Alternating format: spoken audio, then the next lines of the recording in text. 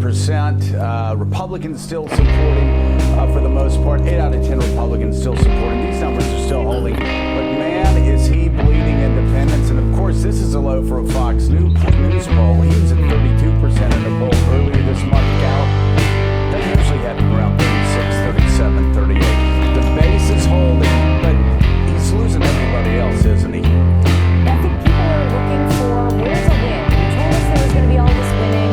Where is the win? And for the most part, Trump's own voters don't hold him responsible for that. They look at Capitol Hill, they look at Democrats, they look at congressional leaders.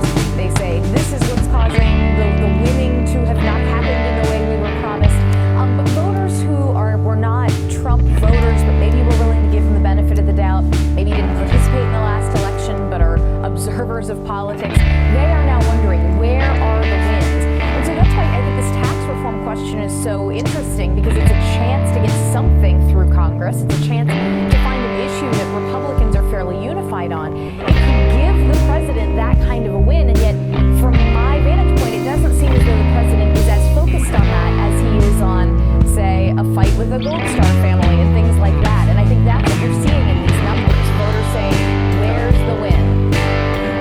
And of course, that is so critical, Willie, for the president to be focused if he wants to pass tax reform. He thinks it's going to be as easy as the donors want tax reform, so give us tax reform. But again, as Bob Corker's going to be telling us when he comes on the show, and other senators that I've been talking to have been saying, they're trying to close loopholes, like trillions of dollars in loopholes.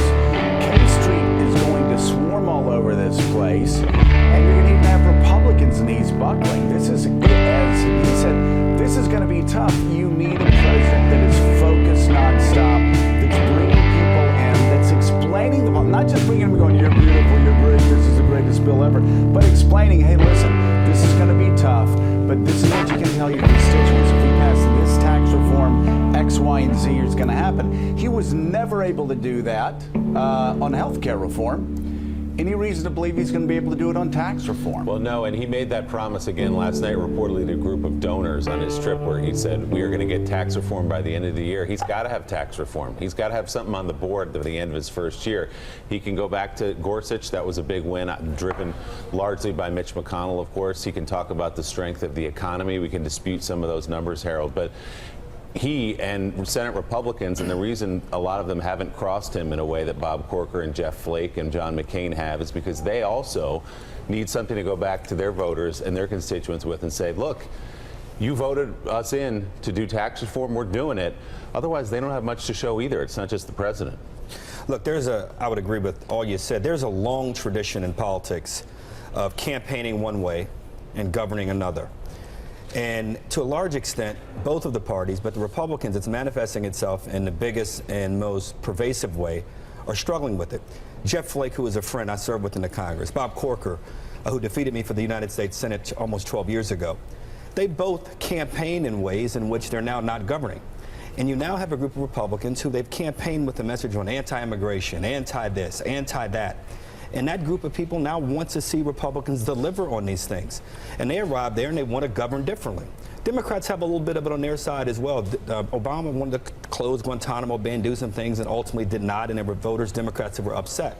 Right. So you have this collision of realities, campaigning and governing. Joe and I understand this as well as any, but at the level we're talking about here with this president, he's confronting it. But now you have these U.S. senators who are now having conscious calls saying, I can't live up to, or better yet, live down to the way that I campaigned 4, 8, 12, 16 years ago. So when these realities collide, this is what you get. And hopefully it signals that there's going to be an upending of the way parties operate, and there's going to be more adherence to the way you campaign, which may make campaigning more honest going forward. That's what I hope comes out of this ultimately.